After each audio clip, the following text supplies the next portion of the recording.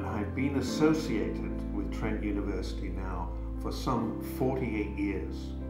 36 of those was in the position of Director of Athletics and Recreation.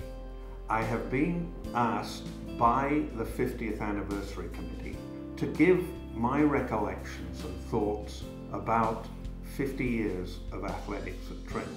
Now I know some of you will not think that is possible because I don't look whatever I am. So I invited a number of guests who have also been involved with Trent Athletics for a wide variety of time.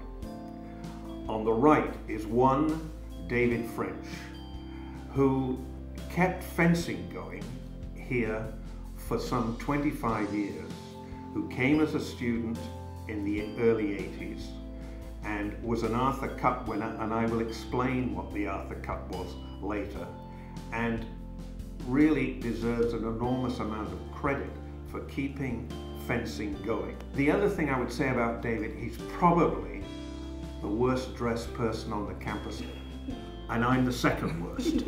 So that's a very good reason for having him here. Next to him is one Carol Love, who was originally Carol Eastmuir and joined the Trent Athletics staff after a very lengthy recruiting process in 1977 when the original building was first opened. Carol met her mate, Brian Love, at the '76 Montreal Olympics. So a year after that highlight of being in the Olympics and meeting her spouse, she came on board Trent Athletics originally as the aquatic supervisor. I couldn't believe my good fortune. Well, as it passed, I have to tell you, Carol, in that recruitment process, and you know this, you were the second choice. I know, I know that. But I only made that choice because I knew the first choice wouldn't take it. So that was very important. But I would just describe Carol now as one of the finest rowing coaches in the country, if not the finest. She coached Trent rowing for nearly three decades. She's now left to become an elite coach for Rowing Canada. If I had been athletic director when that happened, it wouldn't have happened because I'd have come to a deal that she stays at Trent, but nevertheless. And on my immediate left, who brings the age level down of this quadruple personage considerably, but Julianna Stonehouse, I remember talking to by telephone when she was a high school student in Dartmouth, Nova Scotia. And I said to Julianna, Trent needs you, you need Trent. And here she is, 18 years later, having rowed, having been a student, graduated, then working at Trent Athletics, and now, in the last 3 weeks, having been appointed head coach Trent Rowing Club and head coach Peterborough Rowing Club. My memory of Trent Athletics happened even before I set foot in Peterborough. There was that phone call of that gruff but warm voice saying, come to Trent. And true words were never spoken. Well, there you are. So that is the panel, shall we say. Perhaps I should start how I came here. It's quite extraordinary, really. In 1966, early, I was working for Harvey's of Bristol, which is a booze company. And I get a phone call from my good friend Michael Treadwell, who was sort of guiding the first 2 years of Trent, 1964 to 66, saying, would I be interested in this position? And he said, we'll fly you over for an interview. And I thought, well, it doesn't matter really whether I'm interested or not. I should go over to Canada just for a sort of vacation. Anyway, I was interviewed, I went back to England, and I got a letter saying they would offer me the job. Also at that time, I was sort of, shall we say, escorting my future bride. And I said to Jill, do you want to come to Canada? She said, well, I'm not coming if you don't marry me. Well, that puts the real pressure on you. So we got married about a month before we came over, the same day that England last won the World Cup. They have not come close since. I don't think the two events were connected, but you never know. I think the facilities available was one canoe, one single shell, and a sailboat. It was all water related then. And in those days, we used city facilities, fields, PCVS gym. It was extraordinary really, because the community really came and helped Trent in so many ways, but particularly in athletics, because we had nothing. And really at that time, all the coaches were citizens of Peterborough, and it was a very interesting time to be. And in those days, the other universities also helped out. They felt that the strength of the league was really the strength of the weakest member. And they couldn't have been more helpful. I mean, people who well known in athletics like John Metras, it will never happen again. And I personally feel incredibly privileged to have been part of that. Because Trent was new as well, it attracted unusual students. Because in those days, I think most parents have probably been to the Big Four, Queen's, McGill, Toronto, Western, and they wanted their kids to go there. So you got something of an explorer coming to Trent. I'd always looked at the students who got to come to Trent. I thought, what a fabulous place to be. With a river running through it, the community, and a university built on a river, I thought, where could you get a better job? So that's the reason you accepted the job and came to Trent. Well, it's been our very good fortune ever since. Well, it became my life. Well, my community, it did. Yeah. And I raised my children in the community, and Now, just give us, why did you come to Trent besides the phone call? Right. There were other reasons as well. I remember rowing from the Micmac Rowing Club in Dartmouth, Nova Scotia, and doing winter training. And behind one of our old eights, there was this poster. The poster that Michael Cullen, head of the Trent poster, where Carol is actually in that picture coxing this heavyweight men's eight. And it's on this foggy, beautiful morning, just like what I was describing this morning, how I went out. And I thought, and there's something about that picture, and I mean, it touches everybody, but it touched me in particular, and I thought at that point in time, I wonder what Trent is. So I put my application in for Trent, Western, and Queens, and then was persuaded heavily by a certain athletics director at the time to make sure that I chose Trent, and I came, and I've never left. I've built my entire life here, and through rowing, I've met my husband. I have all my kids are here. I've had all my babies in Peterborough, and now I work at the athletics center. It really does speak to, you know, it grabs you. There's something about not only Peterborough but Trent, and then within Trent, the athletics center that grabs you, and it won't let you go. Now, Davey, why did you come to Trent? Well, I think a lot of times people come to Trent for the wrong reasons, or bad reasons, or really almost no reasons, and I was like that. In high school, I knew a couple of things. I wanted to go to university, and I wanted to go to a university that nobody else was going to. And I remember being called down to the office one day, and that was fairly common for me.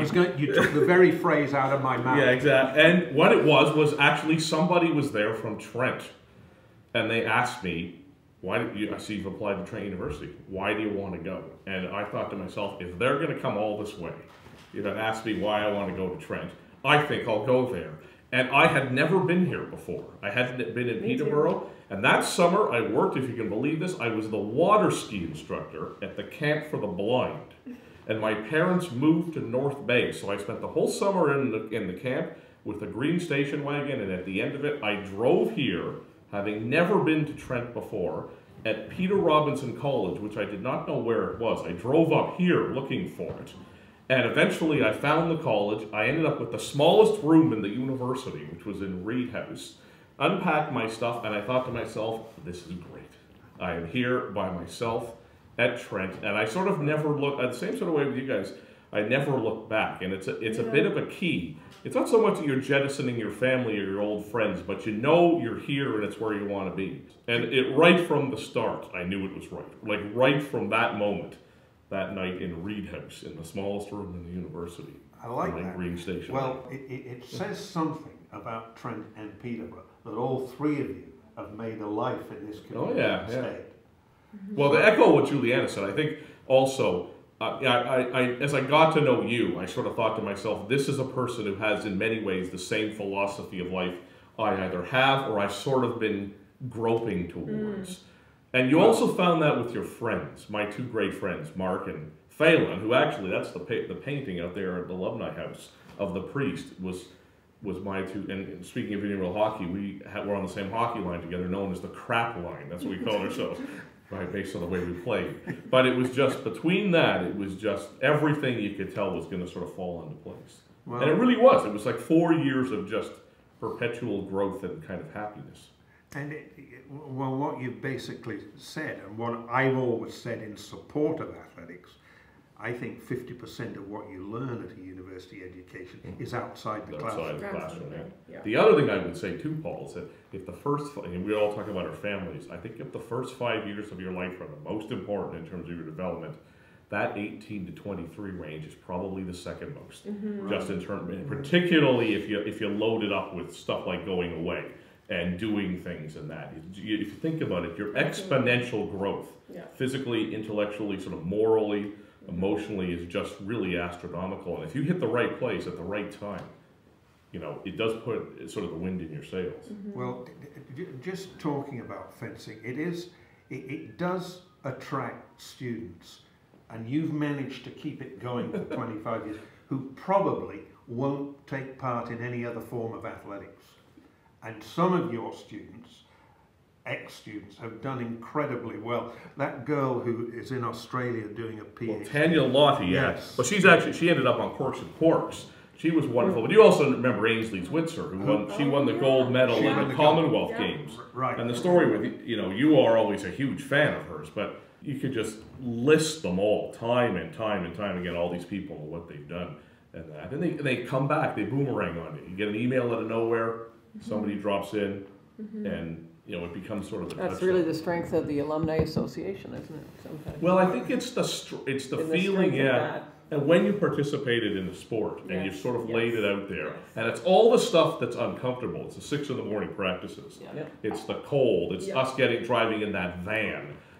That it's a visceral experience. It pulls you in a way that you're not a tourist anymore, and that kind of stuff. And even if you never come back, you still become a touch on. And that age, your age is I mean, prime. There's a group of men now who have returned for 30 years to row in the same crew, and it's wonderful when you sort of see those emails starting, and they all sort of say, well, this is the year we should be going back to row the head of the Trent, and in about 10 minutes, from all over, 40th floor Bay Street, I'm in, and they all gather and they come back to row.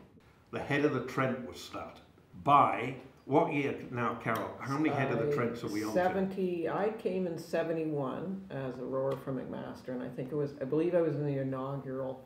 71. Yeah, 71. Well, the two people who really were the going force behind the head of the Trent was one biology professor, David Carlisle, a very distinguished biologist who'd rowed at Oxford, I think, and the other person was the first initial rowing coach who started rowing at Trent, Chris Leach, who had rowed in the Melbourne Olympics. I think Tokyo Olympics. I think so. And he was a very vociferous gentleman, very persistent, and there were complaints coming from the neighbours on the river that he shouted too loud early in the morning.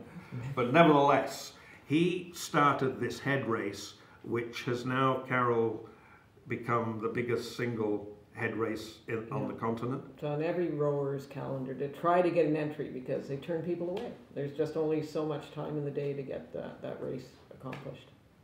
And Carol and Brian have been involved really organising it for many a year since then. Just guiding people now, giving it over to others. You are the brains behind the operation. For maybe a decade there, but others have stepped up. To tell you something, we're sitting here in the senior common room of Champlain, and I was a Mac student, and they handed out the awards, drinking sherry here, and Lester B. Pearson handed out the awards. He was here visiting. In the 71. 71 or 72. And we all came in here and we drank sherry with Professor Simons, and I thought, wow, this is a pretty great place.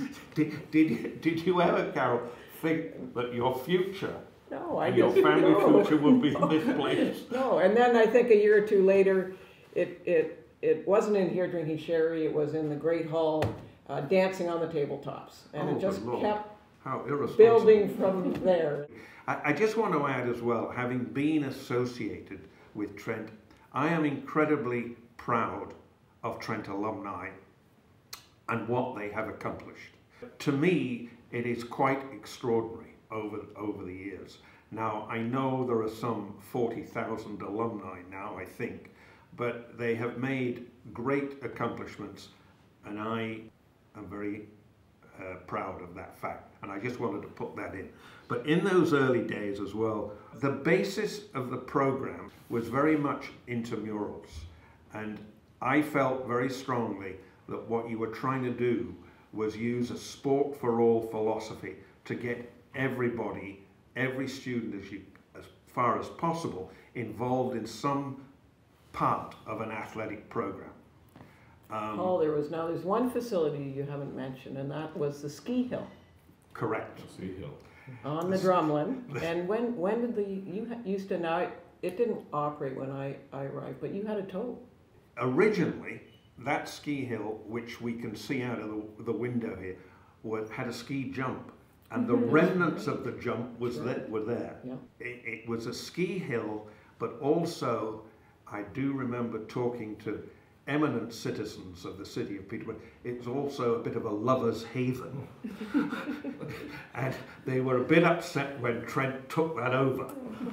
But I never saw it used as a ski jump, but after a little while here, somehow we got hold of a tow rope. And an old truck. An old truck, and we had a ski hill up the hill, and for a couple of years, no more than that, probably 6 or 7 years, it worked very well. Now, Frenchie, you probably have got the longest association with intramural hockey. Do I? Interesting. Well, there you go. Okay, I probably do. Yeah. And what was the first team you played for? What was the name? Well, I think we were the PR Ice Slides. There was the Hangmen. Oh, you know what else we were? We were the PRC left wingers, and we had a sweater that was purple and gold with a picture of Che Guevara on it in a hockey helmet. That was the PRC left wingers. Because the thing that maybe going with this is that back in the day, before everybody got worried about what the names of some of these teams were, they could be pretty outlandish, like the LEC Mother Puckers, Team Cannabis, and we were sort of the PRC left wingers, which I think would still get through. I didn't have much say. It's very creative though, but it was clever. It was very clever. And it was co-ed as well. It was co-ed, and then the bottom league back then was called the Zamboni League. Yeah. There was also, of course, I was never a member of them, but Team Trend, they always used to win the A division, and they still get together, a lot of those guys, I think. I would suggest that Team Trend, now having got together for an annual reunion, probably for 35, 40 years, that would be the longest association of any intramural team in North America, probably not, in the world, I would say. It's extraordinary. Yeah. Intramural hockey is still huge. Yeah. It's still huge. You go out to a rugby game or something and there'll be a smattering of people in the stands, but then you'll go to an arena in town and it'll be full of cheering, crazy students. I remember us playing once, and for a couple of years they allowed in the Bible college, and we were actually in the change room getting changed, and you just heard this huge amount of noise up there, and Pete LaFleur, the legendary geography professor, and I were sitting there wondering, what the hell's going on? This is an intramural hockey game, and it's us too. Where is all this cheering coming from? We get out there, there was probably 300-400 people up in the stands. Now, was this the Bible college team or? It was the Bible college. Nobody's out to see us. We have, what's an intramural B team? No, Dave, I came to see. Well, maybe you did. And then, well, maybe you were there for that one. And then, do you remember they did the national anthem? This is the other thing. They actually all lined up on the blue line and sang the national anthem, and we didn't even know they were going to do that. So we're skating around, shooting hockey pucks on the goalie, and they've lined up on the blue line, and the whole college is up there starting into the national anthem. Amazing. So, they won the league. Yeah. And I was invited to their athletic awards ceremony in the chapel. And I presented the trophy from the pulpit. So I gave a little sermon. It's the only time I've ever been the Reverend Paul Wilson. Yes.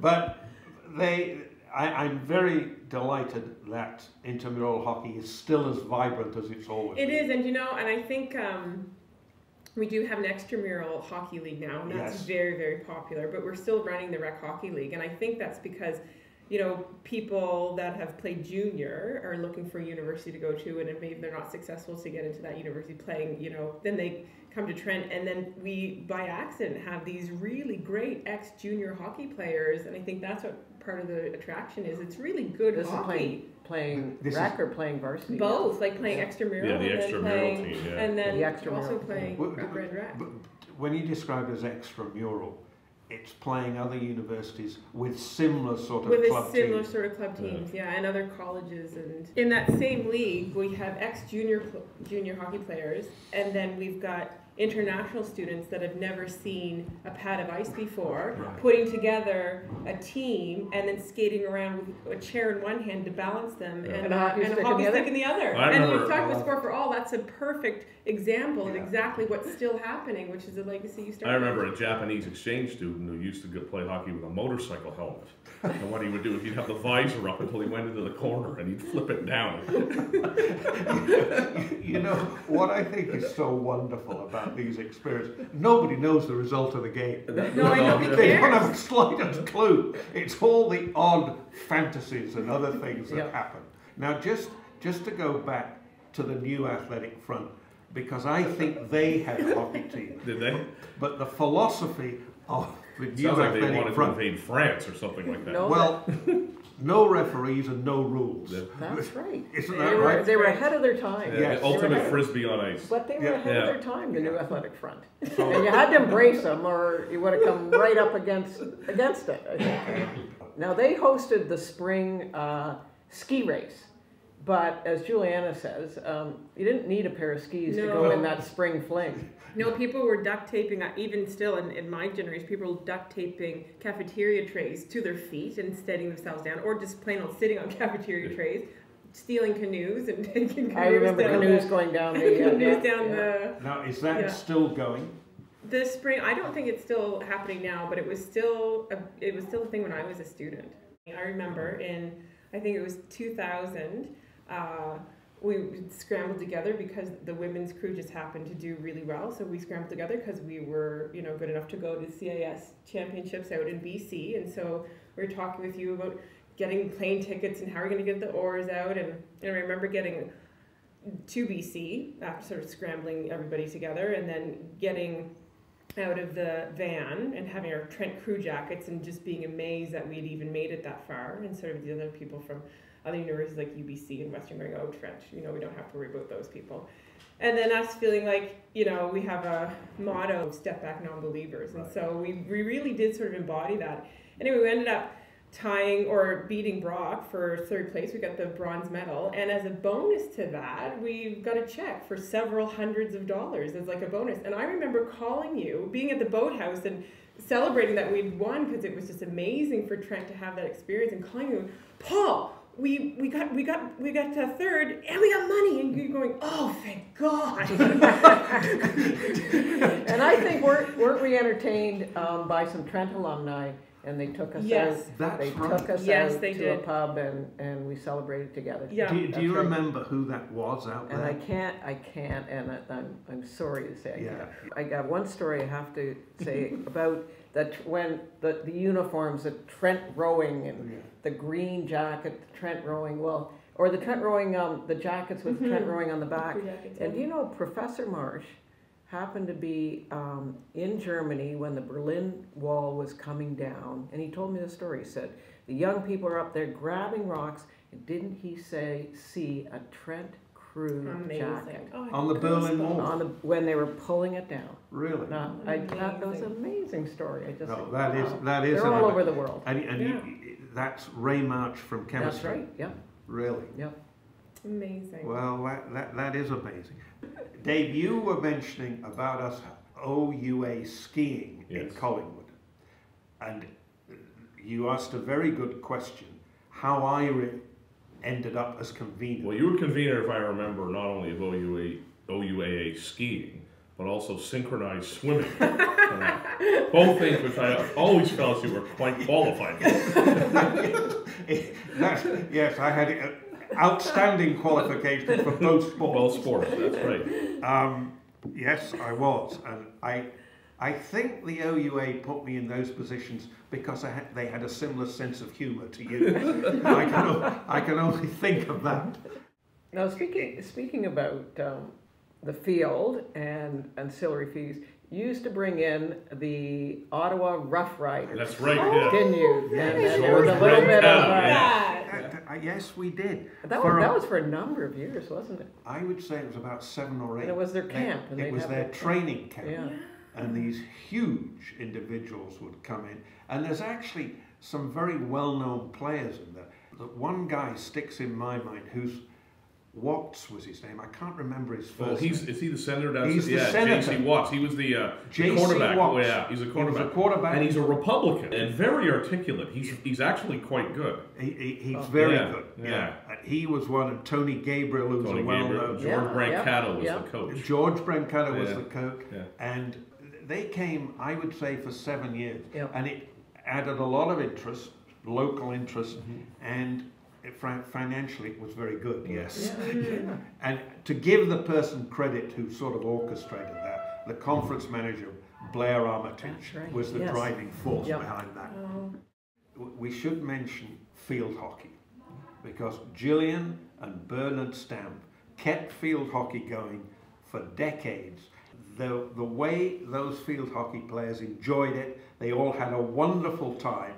And there were Lisa Morton, I remember, who actually was a very good field hockey player. She was a twin. She came here.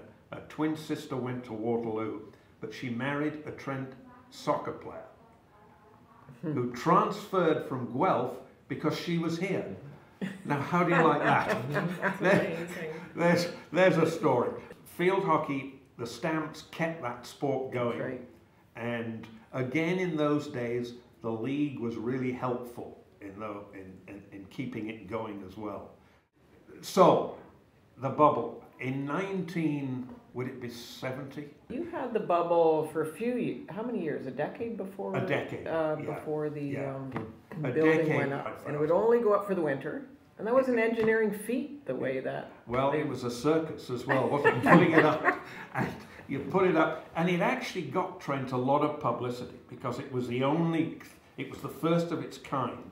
And because there was no example in North America, John Leishman, the financial man, Mike O'Brien, an engineer, and myself, the company flew us to Sweden to inspect bubbles. Is that right? So did you have the bubble? What was in the bubble? It Did was you have a bubble in the tennis courts? Over the tennis courts. It was over the tennis court, and connected to that, the office was that little building that's still there. Yeah. And there's a concrete collar round, and it was attached, and you blew air into it, and hopefully it went up, which it did most of the time. But once or twice it came down with snowstorms, because if you got a bad snowstorm, it sort of collapsed. And so it worked better than the Olympic Stadium in Montreal, did it? And it cost a hell of a sight less as well. There you go. So.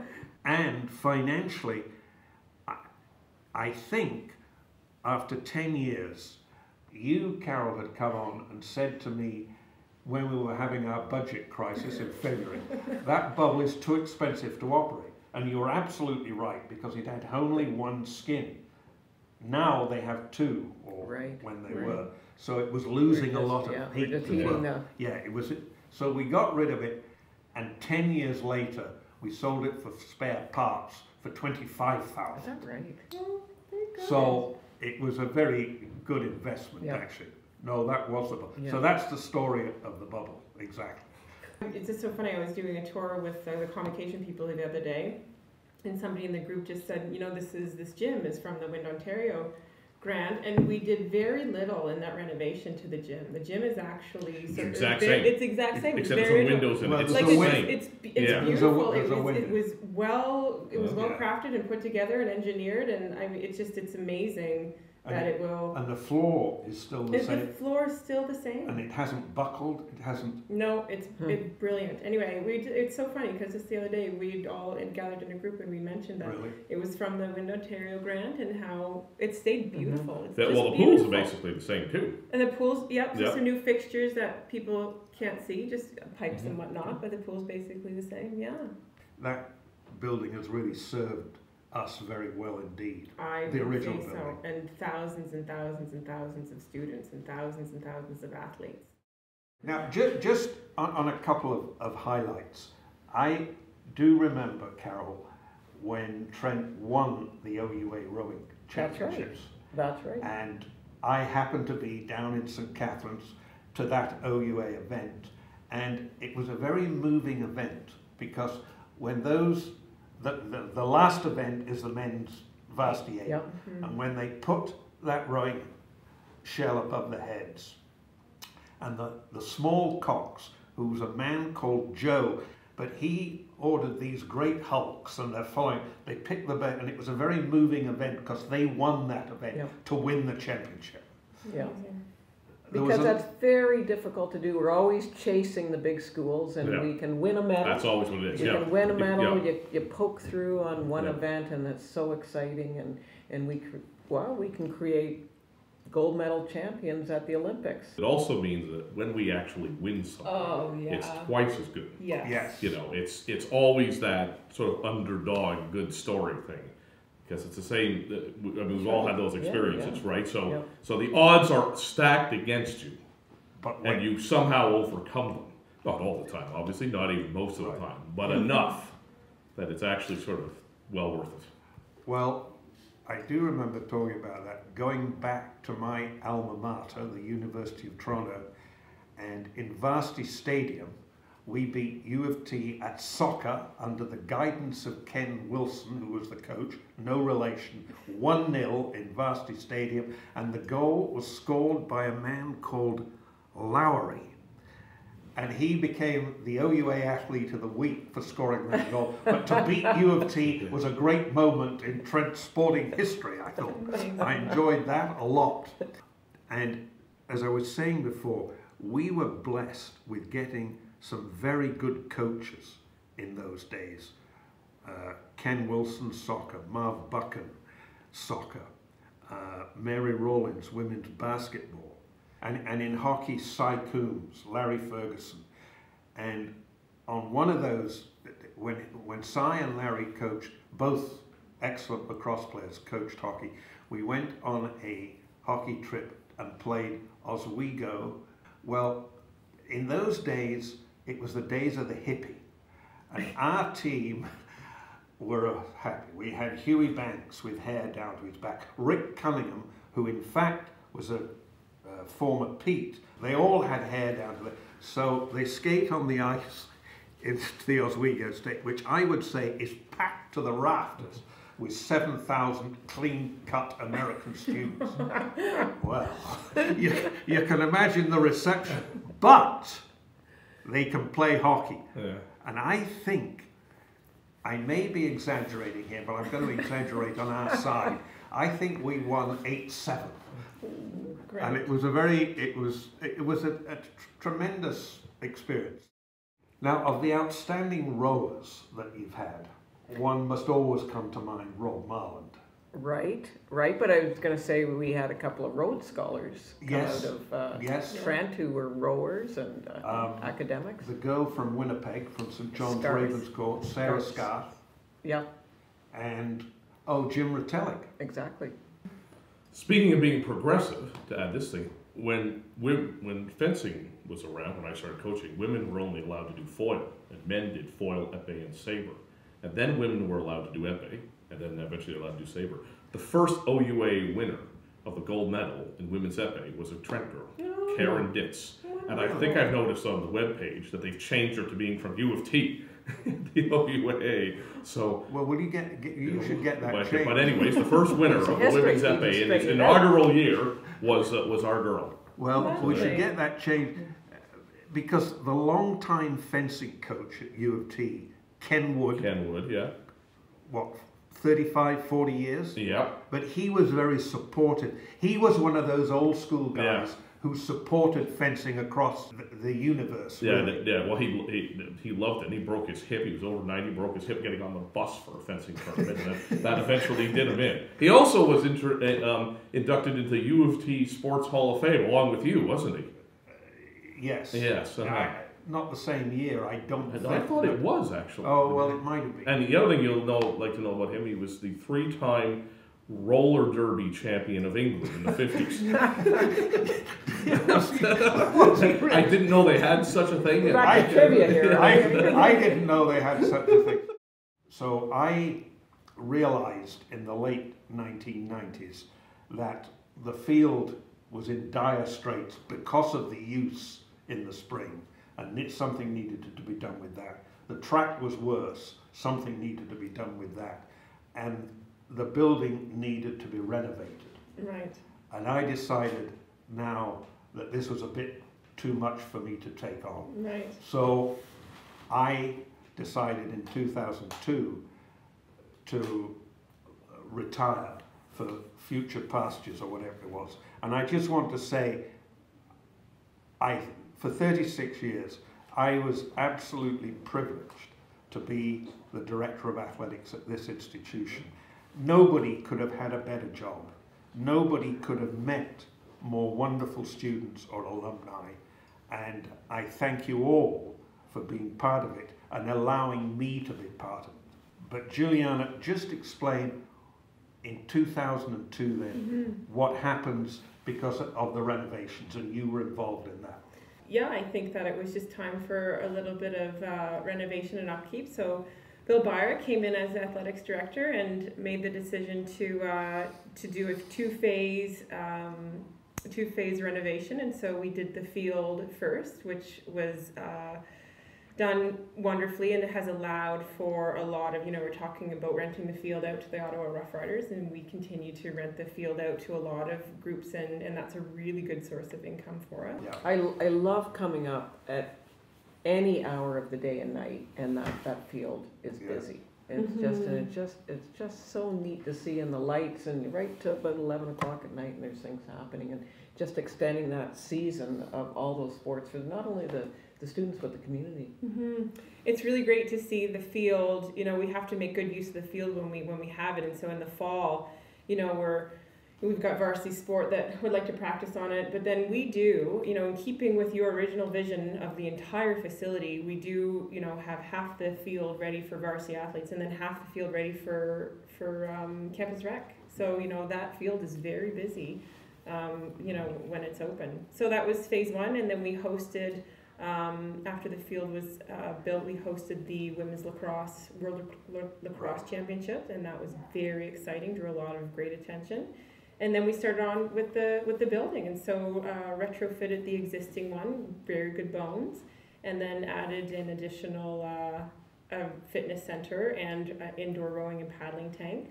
The retention and recruitment is really important to the university as a whole, and athletics plays a really important part in that. And so, because of this renovation in athletics, it's really helped. So all of our open houses now take part at the athletics center for visiting students and parents to come tour and see. And it's a great recruiting tool for athletes as well. Well, and David, just to, you made an extraordinary contribution to this over 25 years. I would hope very much that fencing comes back. And I think you have tremendous skills coaching that sport with me. Perhaps you're great. Back to this goes part and parcel, doesn't it? I hope it very much that it comes back, because I think it brings in, as I've said before, students who do. Perhaps your greatest skill is not filling in forms. That's right. That's never been one of your fortes. It's something we have in common, exactly, frankly. Yeah. Can you imagine a person whose full-time job is to make out those forms? Well, it's Winston Churchill who said that you have to make a distinction between activity and action. Is that Winston Churchill? And we have an awful lot of activity and only occasionally action. So I've always had some difficulty with differentiating between varsity and club. And I know universities have these differentiations. And it seems to me that, in fact, in the person who's taking part in that sport, it is equally important as the best basketball team in the country. I always remember the great athletic director from Lutheran, David Tuffy Knight, who could never understand what I was trying to do. But he went once to the old OUA table tennis championships. And because it was so keenly contested and those players were so good, it changed his mind. He said, Wilson, I never understood what you were talking about, but now I do. So to fulfill that, we sort of had various clubs who just got underway. We will mention badminton, figure skating. Totally student driven. I mean, this is a student that has an interest in the sport, and we're very well set up to accommodate that. So when, combination of the athletics department and the TCSA, there's funding available for now students to start whatever club they want to start, and that's where curling was born out of a club a long time ago. So who then ended up in the national championship just several years ago. Won the OUA. We have an equestrian club that was started, and who knows where that will go. Figure skating was another one. Yes, and actually curling, who ended up in the national championship, started in the old Peterborough Curling Club, where you went upstairs to the rink, and unfortunately the Great Fire of whatever year it did burnt that curling club down. And it burnt down the Trent bookstore too, and yes, it did. I don't mind the bookstore being burnt down, but I did object to the curling club being burnt down. I hope you've got some enjoyment out of our conversation about our fun, our laughter, our memories of 100 years of Trent Athletics. Now, I know there are many more memories, and we couldn't possibly be part of some of them, and probably that's a good thing. But I share those with you, and I again thank these three for being part of this. I've thoroughly enjoyed it. As again I say, I've been privileged to be part of Trent for 40 years, and I want to thank you very much for allowing us to be part of your student and your alumni Trent experience. Thanks again.